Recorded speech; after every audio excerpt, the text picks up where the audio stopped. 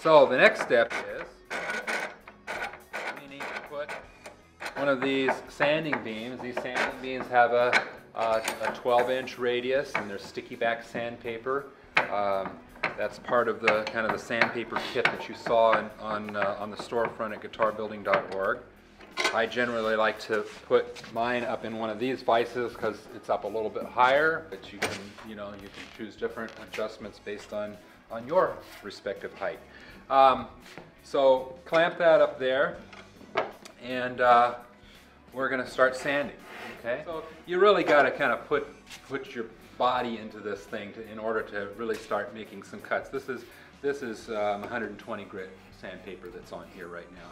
So when you're doing this, really get into it, right? This is your aerobic workout for today, right? So as you're doing this, even when you're doing the proper technique here, you're naturally going to be pressing more firmly on one side than the other. It's not going to be a natural balance, and you might start drifting off to one side or drifting off to another. And so what that's going to do is it's going to change the position of the radius, right, on the board. It'll still be 12 inches. It just won't be 12 inches centered on the fretboard. So what we have to do is kind of keep track of, yeah, I'm centered on the sandpaper here nicely. And then after I take a few strokes, I'm going to turn it around, okay? And by turning it around, what I'm doing is I'm averaging out any of the, favoritism that I have on one end or the other as I'm doing this. And I'm using my whole body so I don't make my arms super sore, right? Your leg muscles are the stronger muscles, so use those. And we're just doing that until we have a 12-inch radius. Well, how do we know that we have a 12-inch radius? Right? Well, one of the things that you can do is you can look at it on the ends here, and you can kind of see that radius start to happen.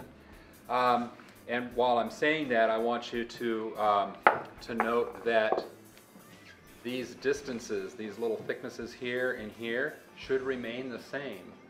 If you're cutting evenly, right, that radius is going to cause these edges to shrink by the same amount on this side and this side. So it's a good indicator if you're sanding along and after a while you take a look and you notice one side is getting shorter faster, right?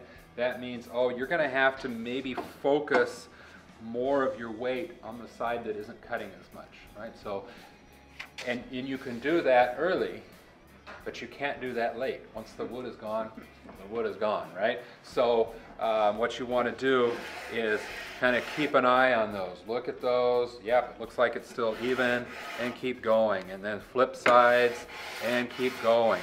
Every now and then, brush off the sandpaper.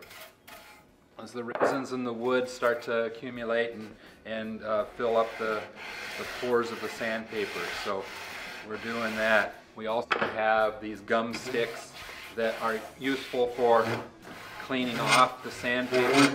See, it's good as new again right there, ready to go, and I keep going. So it's a fairly long process. Once you think you got that 12-inch radius, and one of the ways that I can tell that I got a 12-inch radius is when I've sanded these center fret dots down to the wood, right? Because that's the last place that's going to get sanded, are those little fret dots, because they're at the crown of the radius. So once those have been sanded and I can see, yeah, that looks pretty good, then what I'm going to do is I'm going to put some chalk on here, right? Kind of cover some chalk there, and then sand a few times, and if the chalk is all gone, we're good. Okay? If there's still chalk there, you get to keep sanding.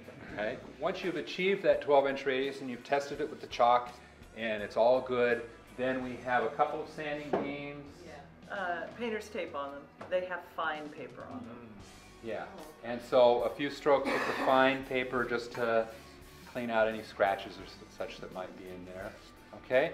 And then you're pretty good with that. There's a compressed air tank over there, and you can use that to blow out the frets, get all the sawdust out of the frets there, because they'll accumulate, and we'll definitely want to get those cleaned out before we go much further. But you still have a whole lot of work to do on the other side, right? So, so that's important. Also, if you notice that you're starting to lose the height of the nut slot unevenly, right? If it's starting to wear down on one side more than the other, that's another indication that you're pushing on one side more than the other, and you might have to compensate, right? And remember, when you compensate, when it's this direction, I may be compensating that way. When I come over here, now I have to compensate that way, right? So keeping track of that as you're going along, okay? The last thing that we'll typically do at this junction, as far as the fretboard is concerned, is the little fret dots are going to be really scratched up.